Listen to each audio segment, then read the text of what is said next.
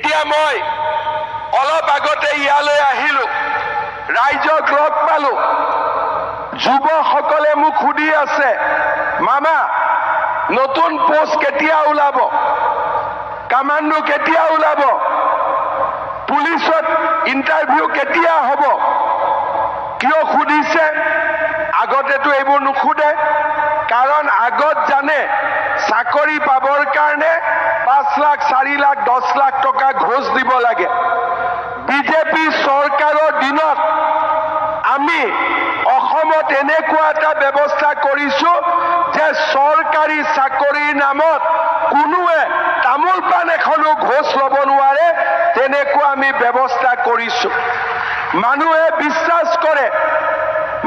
বিশ্বাস কৰে যে বিজেপিৰ দিনত চাকৰি যদি ইণ্টাৰভিউ হয় আমি ন্যায় পাম, আমি অধিকাৰ পাম, আটাইতকৈ দুখীয়া ল'ৰাজনেও চাকৰি পাব।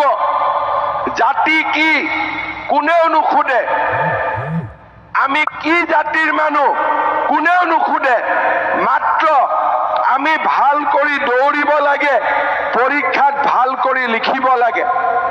কিন্তু আপোনালোকে জানে যে কোকৰাঝাৰতো 3rd গ্ৰেড 4th গ্ৰেডৰ ইণ্টাৰভিউ হয়, চাকৰি হয়, কিন্তু ল'ৰা ছোৱালী এতিয়াও নাভাবে যে কোকৰাঝাৰৰ চাকৰি মই পাব পাৰো, দিছপুৰৰ চাকৰি মই পাব পাৰো, কিন্তু কোকৰাঝাৰৰ চাকৰিৰ ওপৰত মোৰ বিশ্বাস নাই।